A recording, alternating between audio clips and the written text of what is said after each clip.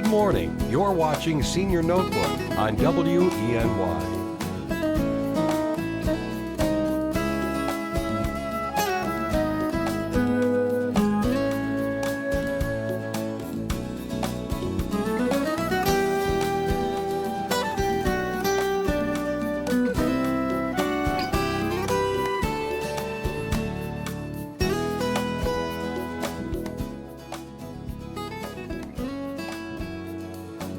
Good morning. I'm Kim Salisbury, Aging Service Coordinator at the Chemung County Department of Aging and Long-Term Care.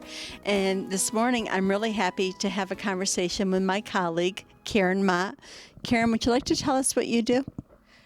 Sure, I'm Karen Mott. I'm a registered nurse and case manager here in the Department of Aging, the New York Connects Care Unit. So I spend a lot of time in the community doing home care, seeing people and talking to them and helping them get assisted with home care in the community. Thank you. And with that, Karen has made a lot of connections in our community with various professionals, and she has found out that there are several topics regarding health and wellness that our seniors and our other audience viewers could really probably benefit from hearing about. So that's what we're going to talk about this morning. We're rolling out a brand new program called Health and Wellness for Today's Seniors on Senior Notebook, and our viewers can look forward to learning more about some of these special topics. And Karen, you want to talk a little bit about some of the topics that our viewers can look forward to hearing about? Sure. Maybe I'll start with just a few of the ones that we've done. The reason we decided to make this kind of a regular programming part of Senior Notebook is because the past interviews that we've done, we've engaged pharmacists to talk about how to safely take your medicine and store your medicine. We've talked about discharge planning from the hospital and how to pick caregivers for your loved ones, all topics that seem to get a good response. So looking forward, we are looking more into a lot of topics that are that caregivers and seniors in general are looking at, like insurance, changes in insurance, Medicare, hospitalizations, and healthcare topics about wellness and aging in place, aging healthy, and exercise. We are looking at new technologies, all the things that are out there, apps as they're called, and computer technology that helps seniors take an active role in their health and wellness. And I think that's one of the things that you and I have talked about, Karen, that we have seen evolve over our professional careers, is that the landscape of health and wellness really doesn't look the same anymore. One of the things that you talked about, and I admit that I am probably not the most knowledgeable person, is how they use technology to explore some of those health and wellness topics. And we talked about that there are several apps out there that people can download on their phone, right, and that will help them maintain a better lifestyle, a healthier lifestyle.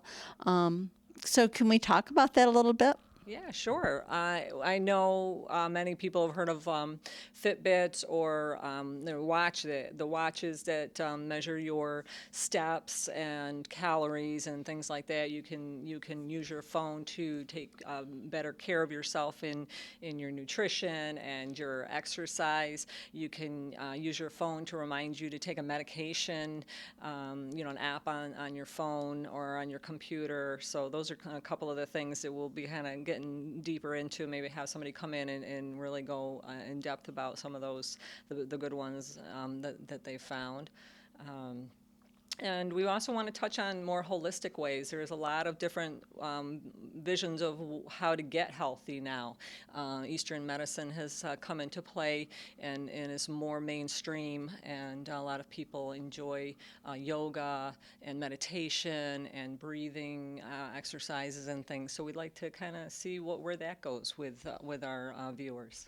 Great. So this is a brand new program that you can look forward to seeing on Senior Notebook. It's called Health and Wellness for Today's Seniors. And if our viewers have topics that they would like to be explored or have ideas, you can call the Chemung Volunteer Action Corps at 734-4453, or you can call the Chemung County Department of Aging and ask for me, Kim Salisbury, or Karen Mott at 737-5520. We'd really like to hear from our viewers, and we're looking forward to this. So thank you for taking this project on. I'm excited. I'm really excited, and we would love to hear from you. It's going to be exciting, so stay tuned, folks. Thank you. We now return to Senior Notebook. Good morning. I'm Karen Mott. I'm a registered nurse with the Chemung County Department of Aging. Welcome to this edition of Health and Wellness for Today's Senior. Today we're meeting with Mr. Michael Gum. He is the System Director of Pharmacy at Guthrie. Since October is Prescription Awareness Month, he's here today to give us some insight and education on how prescription pain medications can fit safely in your pain management program. So initially, Michael, I want to know what pain is, how pain is treated. What is the difference between chronic pain and acute pain?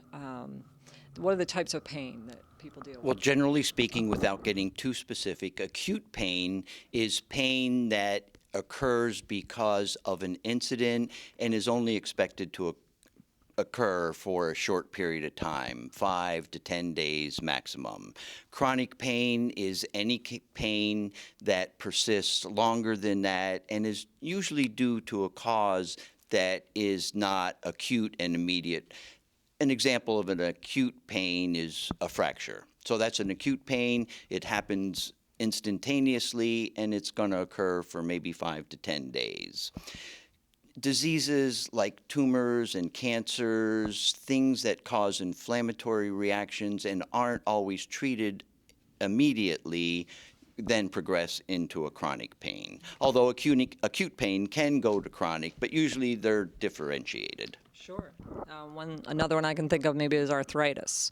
Arthritis would be A chronic condition. Chronic because condition. It's going to persist for some time, many times, many years, and it goes through different treatment modalities. okay. And so when we talk about the medications that are prescribed for chronic pain, as opposed to acute pain, what would be a starting point for pain medications?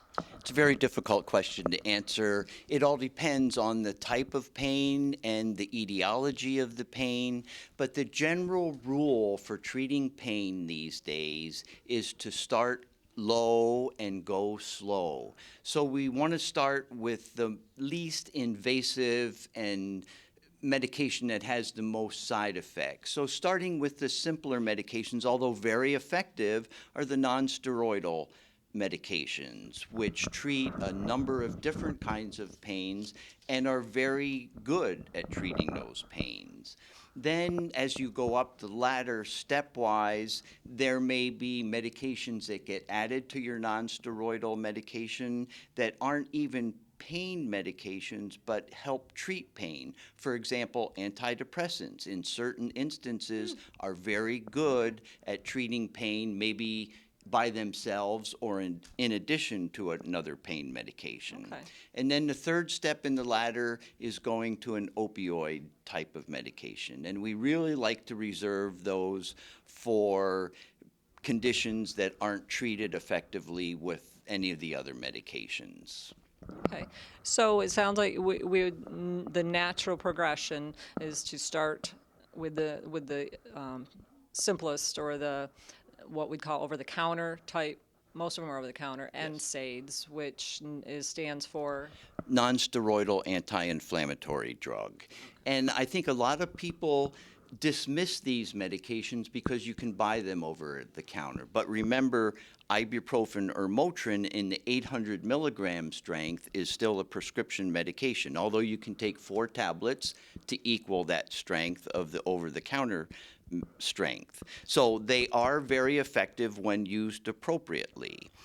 And relative to the nonsteroidal medications, there are 5 different classes of nonsteroidal medications, and they're divided up into classes by their chemical makeup. And so if a medication in one class of nonsteroidals is ineffective, you may work with your provider to change to one in another class to get more effectiveness. Okay, that makes sense. So when I hear somebody say that they can use ibuprofen, but they can't use Aleve or some other NSAID, it's because of the class. Exactly. That's good to know. And just out of information, there are about 25 different nonsteroidal medications on the market. Wow. So there are a number of choices out there. And We're going to also get to the next section after this brief break. Hi, we're back with this edition of Health and Wellness for today's senior, and we're here with Michael Gumm, the System Director of Pharmacy at Guthrie, and we're talking about prescription drugs to treat chronic pain. And when we left off, we were finished explaining how NSAIDs work, the non-steroidal anti-inflammatory drugs that we all use, most of us used at one time over the counter, and there are, I understand, some 25 types of these pills. So what's next? What if that doesn't work? Well, and I also wanted to add one point about nonsteroidals and their efficacy. Aspirin and Tylenol are considered nonsteroidal drugs. Tylenol, not so much, because it does not have all the properties of the other nonsteroidals. It doesn't have the anti-inflammatory part, which in a number of acute pain scenarios as well as chronic pain, that anti-inflammatory part is very good.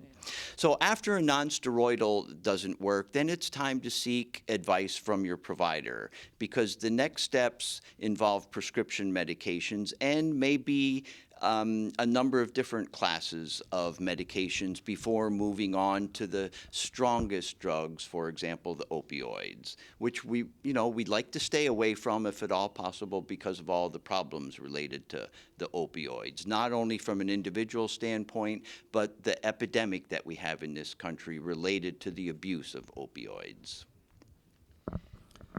Yeah, so when you get to this point and your doctor is prepared to prescribe the opioids, what makes them work? How do they work?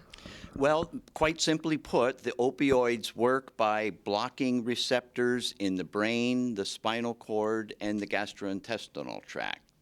They do nothing to get at the source of the pain like the nonsteroidal medications do. So it's 2 different ways to approach treating pain. With the opioids, your pain is still there, you just don't perceive it. The other part of the opioid receptors are in your gastrointestinal tract, which is a point I always like to make, especially to the elderly, is that by blocking those receptors in the GI tract causes sometimes severe constipation. So whenever on an opioid, always make sure that you're on a stool softener to prevent that constipation, which has led on occasion to hospitalizations. Wow, that's a good point. Then the expectation for using an opioid, would you take it with an ibuprofen or a Tylenol? Yes, in many instances you do take them together because you take it with a nonsteroidal, which gets at the root of the pain, in addition to the opioid, which blocks the pain receptor. So a very effective combination. As a matter of fact, combinations like Vicodin and Percocet are a combination of an opioid plus a nonsteroidal drug. So a very effective way of treating pain. So they do the work for you. Yes, They put it together absolutely. For you. Yes. So I know you touched about this on the break, that there's new dispensing laws for these stronger medications, the opioids. Yes, there are. A number of agencies are getting involved with this national epidemic because of the hundreds of people that die every day from opioid abuse and addiction. So every day in the news, there's something new being done. Some of the most recent advances are, number one, recommendations from the CDC on prescribing habits. Number two, the federal government and state governments, for example, New York just enacted a law that prohibits dispensing or prescribing any more than a 5-day supply of an opioid for a new onset acute pain instance. So there are laws and regulations coming down to help this problem.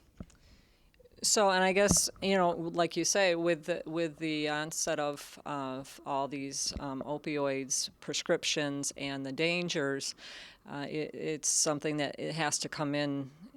We have to be more careful with these drugs. We do, and a number of things are going on. For example, one of the things that we've done, and a very important part of opioid prescription use, is when you are finished with a course of therapy, is to dispose of those medications.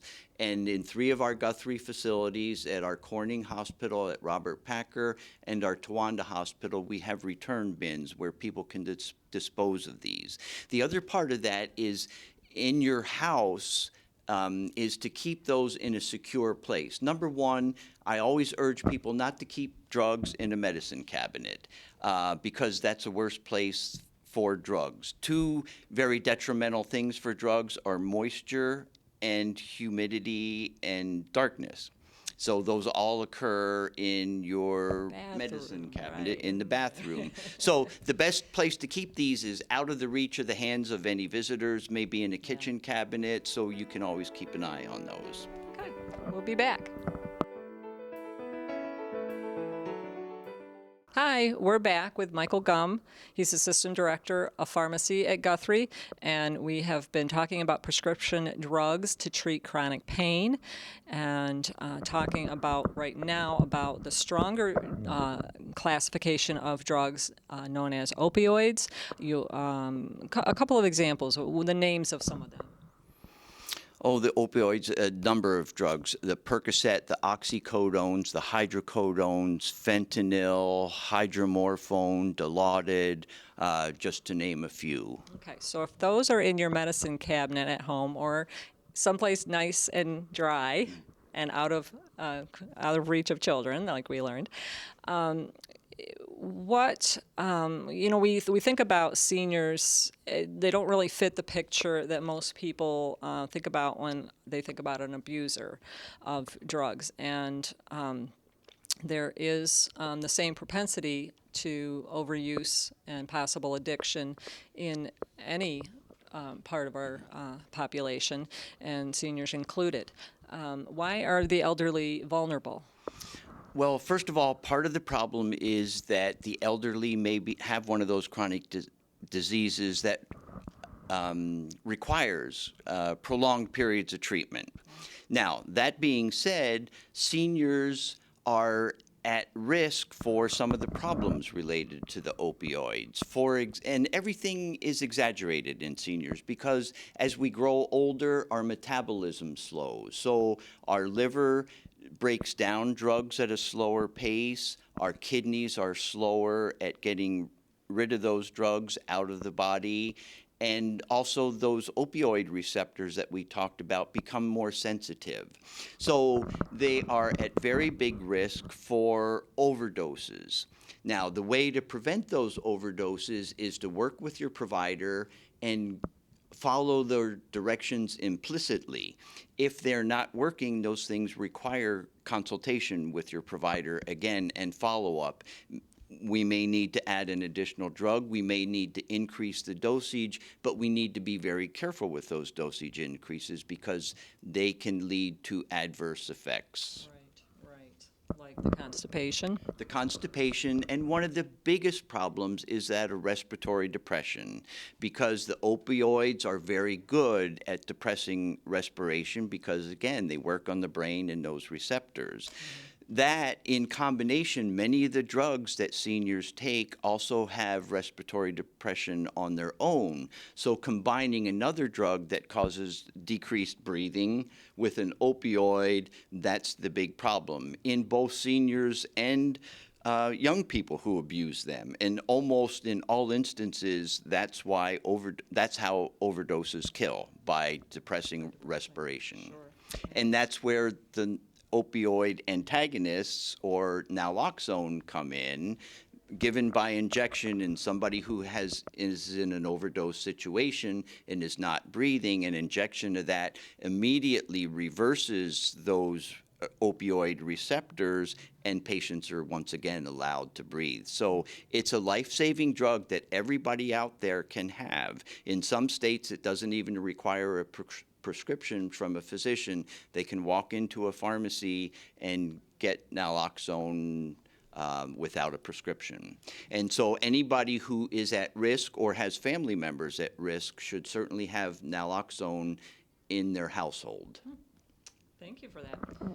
How do you determine when somebody's crossed the line with their use? It's very difficult.